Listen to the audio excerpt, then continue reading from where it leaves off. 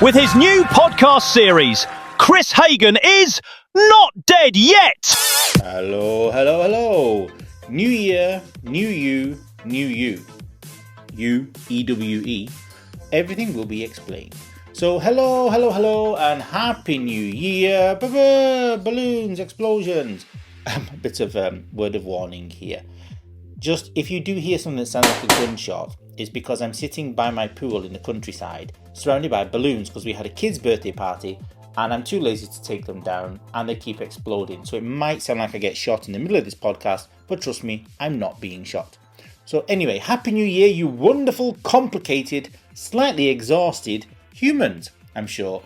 And hopefully you've all sobered up now and back to work, unless you're in Italy, because I'm recording this on the 6th of January and today is another holiday. Always on holidays. Happy birthday, Befano, you know who you are. Marilio, ciao. Happy birthday. Many watermelons to you. Only the Italians will understand that. If you try and figure it out, let me know if you actually do and you're not Italian. So new year, new you, and inevitably, new you. But if that makes absolutely no sense yet, don't panic. Because British television will explain everything very, very soon. And before we begin, a small health update. I currently have a sore throat and I genuinely have no idea how I've managed that. I've not been shouting. I've not been singing. I've been listening to other people sing songs about fish, okay? And I haven't been screaming into the void that much. So I apologise if I cough and I can't breathe. I will do my best to not burst your eardrums. So the only logical explanation is that I've been exposed to too much fresh sea air. Is that possible? Which leads me neatly to the question people keep asking me. When are you coming back to live in Milan? Are you alright? Why would I voluntarily return to a concrete jungle after escaping it? I've done my years there, my punishment. The only time I enjoyed Milan was during COVID in lockdown and only a few of us could go around the city because we had permission. I've inhaled enough fumes. No. And yeah, actually, one new year, I did set fire to my house. So, in Milan, yeah, fumes. Yeah, but I've definitely inhaled enough fumes. I don't need the stress of the people, the toxicity, and the traffic. I mean, in Asian countries there is a lot of traffic as well, but trust me, at least here the traffic is a bit more relaxed. And as well, that existential dread serving this espresso, everybody drinking coffee everywhere. I'm allergic. Stop breathing coffee breath into my face. My friends can come and visit me around Asia. Free accommodation, good food, fresh air, and actual peace. And honestly, that feels like a very fair deal. Now, every January, we're fed the same phrases on repeat. Fresh start. Forgive everyone. Give people another chance. I'm sorry, youngsters out there, but that's bollocks. So, growth matters. Healing matters. But self-respect is not optional. My New Year's Eve was ruined by an arsehole. Beautiful word there. Arsehole. Go and get. See you next Tuesday and you'll learn many other words. And yes, I know exactly what you're thinking. I had already given this person another chance. A final chance, which in hindsight is always how you know it wasn't final. Now, it isn't final. Toxic people treat second chances, third chances, fourth chances like loyalty cards. Brilliant, I get another go. Now, kind people don't fall out with someone who is. They fall out with who they hoped that person might become. And that's a painful lesson. So in 2026, we are no longer over-explaining, over-giving, or setting ourselves on fire to keep others warm. One chance, human. Two chances, generous. Anything beyond that, that's self-sabotage disguised as kindness. Kind, empathetic people often move through life like emotional Labradors. Oh, you hurt me, but maybe you were tired. No! You can be warm and wise. You can forgive without reopening the door. You can wish people well from a safe distance, or just not at all. But boundaries aren't bitterness. They are self-respect with better PR. In 2026, we're still kind, just not available for nonsense. So let's have a look at some New Year idioms. So some quick educational moment, because I know many of my students are listening. So some New Year idioms. Turn over a new leaf. This means starting to behave in a better or different way after mistakes or a difficult period. Not pretending last year didn't happen, but learning from it.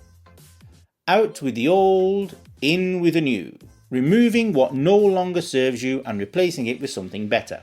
Habits, routines, people, and yes, certain Corrie storylines. Hit the ground running, starting something with energy and enthusiasm immediately. Not collapsing from burnout by mid-January, which I'm heading in that direction. And a clean slate, a fresh start where past mistakes aren't held against you, which will not be happening for the guy who destroyed our New Year's Eve party. Hi. A clean slate is healthy, a clean slate is mature, a clean slate is not a doormat. Remember that, write that one down, that's quite important. So a very quick public service announcement before I forget. My WhatsApp completely malfunctioned, and it does it regularly, and it's irritating as hell, and it deleted about 2 million unread messages. Yeah, slight exaggeration there, but yeah, millions of them. There were so many unread messages from New Year, etc., also work ones, and they've all just poof and vanished. So if you messaged me and didn't get a reply, I wasn't ignoring you, avoiding you, or being rude, because that's not me. Please send it again. Technology chose violence, not me. So the other day, January the 3rd, or the 3rd of January if you're British, God, sometimes I say the American way first and it irritates me. I'm not becoming American, please. I have American friends, don't worry. They know I'm very critical, but I still love them anyway. Hi Laura, hi Brian. Okay, so on the 3rd of January, I met some genuinely lovely people, wonderful people. First, really I should do the women first, but I think this guy deserves to be first. Rudy from Austria. And the reason why he deserves to be first, hi Rudy, I've told him I'm going to talk about him, in a nice way obviously, is he's from Innsbruck, so we need something special. I went to Innsbruck once on a Sunday and everything was closed, everything except IKEA. Thank God for IKEA, or IKEA if you're Italian, or different countries say it in different ways. That Swedish place where you buy flat pack furniture. Thank God IKEA was open because I needed a pee, a number one. I needed the toilet. So yeah, Rudy is first. Now, yeah, apparently it's very deeply Austrian. When I said it to him, he said, yeah, that's normal, that's normal. The food, I didn't get to try it, but it looked pretty. It was around Christmas time. Everything was closed except IKEA. I think maybe I bought them ginger biscuits from IKEA, so my memory of that is that. I've also been to Vienna, to be honest, no comment. So then there was his friend Romana, Rudy's friend. A woman of culture and wisdom. And now I say this because she knew exactly who Romina Power was.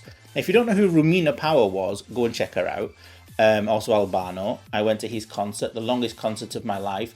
And it's amazing when you see people with Zimmer frames who can't walk faster than a snail. But then when they go to a concert of Albano, they run to the stage, throwing their knickers and bras at him. I don't get it. How can they move when they're excited? And it was the only concert where we had like 45 toilet breaks. But we went there because our friend was singing, because she's the backing vocalist for Albano. But Romina Power, go and check out who she is. And the reason why I understand that Romana knows Romina is because I kept saying Romina instead of Romana. But instant respect, woohoo. Then there is Putri. Now I thought Putri in Indonesia was a nickname, but apparently it's a name. And I've officially decided to call her the Oracle. The woman who knows all, the woman who sees all, the woman we all need in our lives. Rudy found her first, which I'm still mildly annoyed about, but it's okay.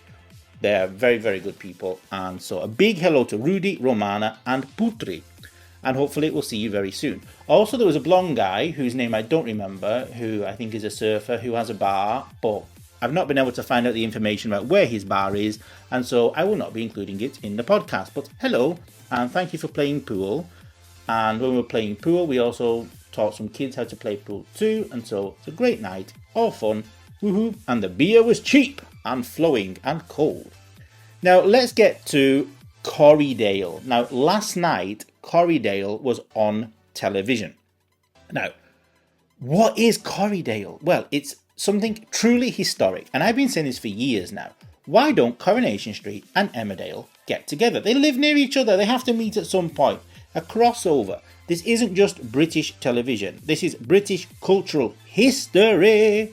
So you can go and see it actually on YouTube. But make sure you watch the episode of Coronation Street and Emmerdale first that lead up to the Corriedale episode, because otherwise you won't understand anything.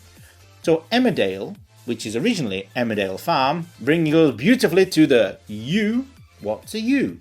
Well, you should know. Go and check it out if you don't know and see why there's a connection. New year, new you, new you. And Corriedale. So I'm really, really excited.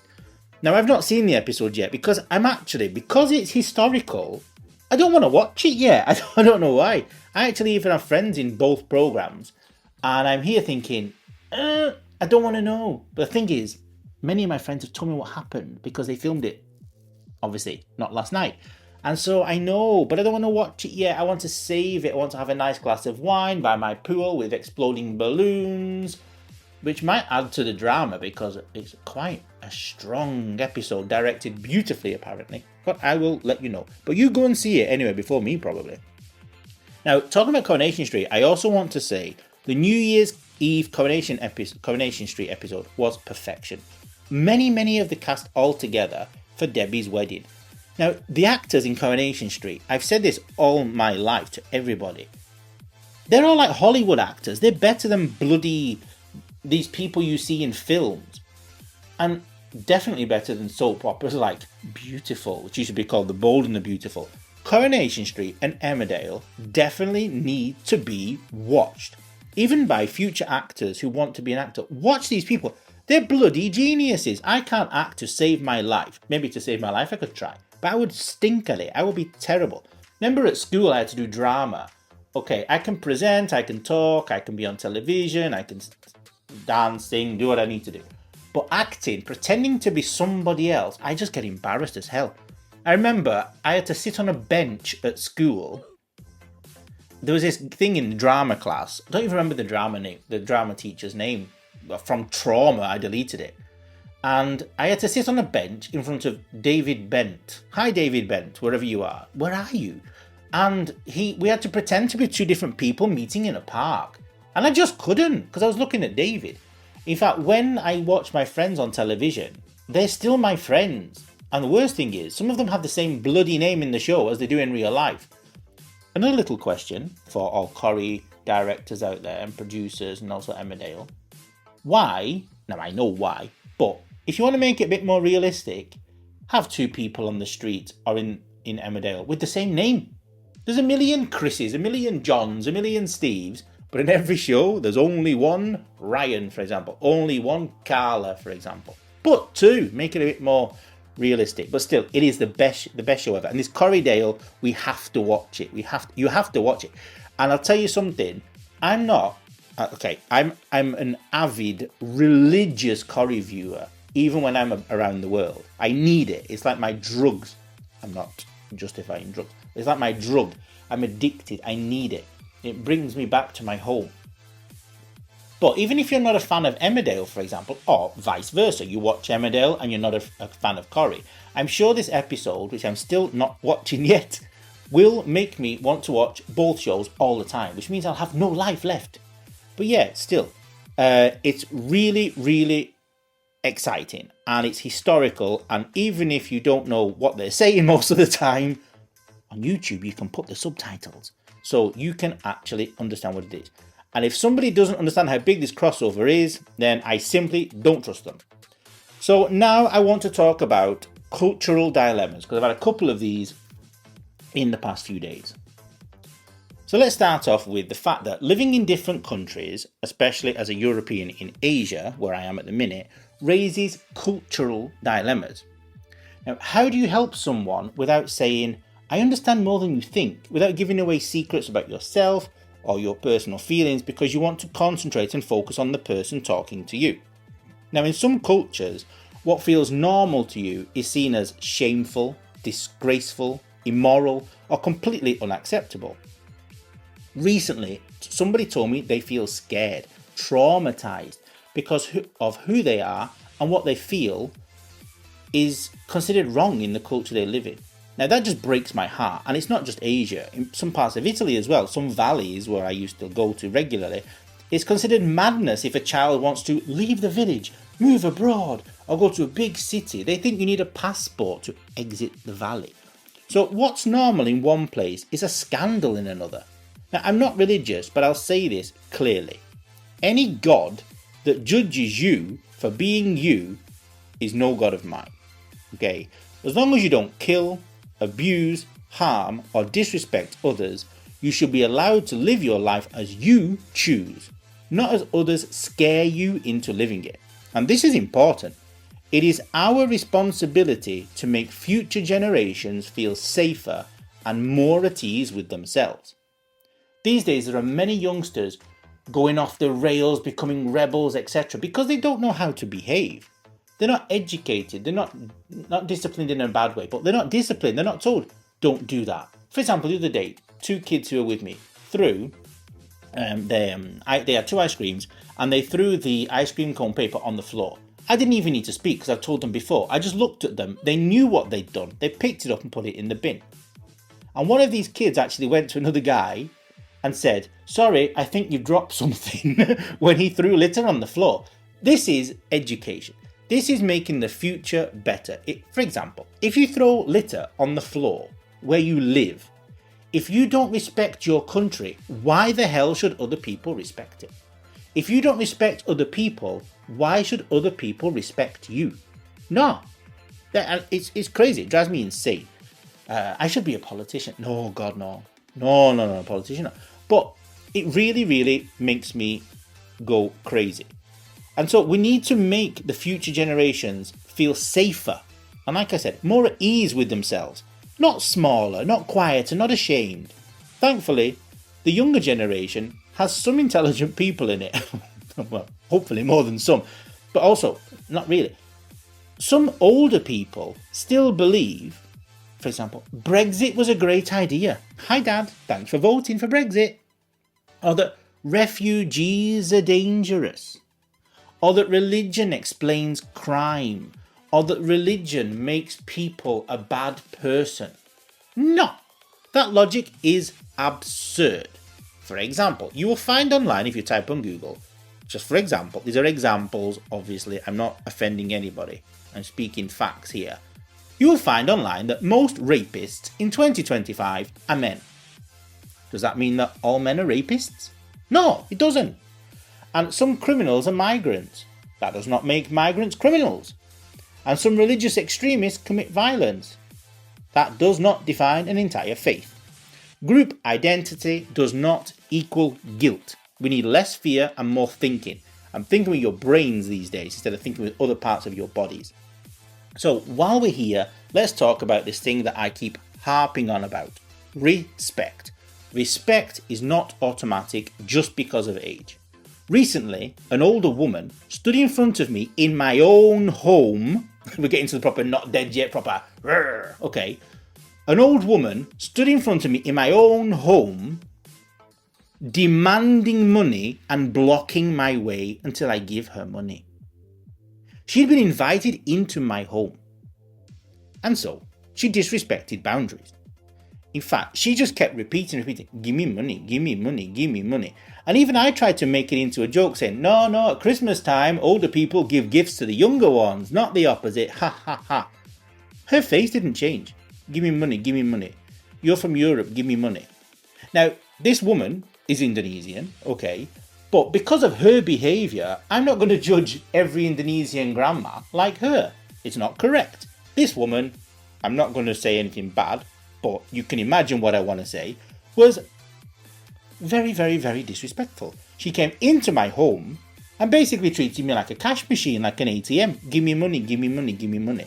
So I threw her out of the house. Thank God the 2 workmen came down calmly, because I had 2 workmen working on my roof at the time, in the rain. Indonesians work at any time of the day. And they came down and moved her away. And I said, no, she needs to get out of my house and she's never welcome back again. No, this is unacceptable. Jesus Christ. Being older does not give anyone the right to intimidate, manipulate, or disrespect others, especially younger people. Respect is mutual or it doesn't exist. Now, what have I been watching on television during this period? Because, as you can imagine, many people don't want to do lessons, many people don't want to work because it's Christmas, New Year, because it's raining, many excuses. Like my dog ate my homework, I didn't study, etc. So over the holidays, I binged Cheaters and Bullshit. They're highly educational. They are actually, you actually learn quite a lot. Cheaters shows how people justify awful behaviour while still seeing themselves as good people. So Cheaters is this thing where you get asked the question and you have a secret button that you can press and it gives you the answer. And the other people have to guess whether you're cheating or not. And so you earn money, you win money, etc.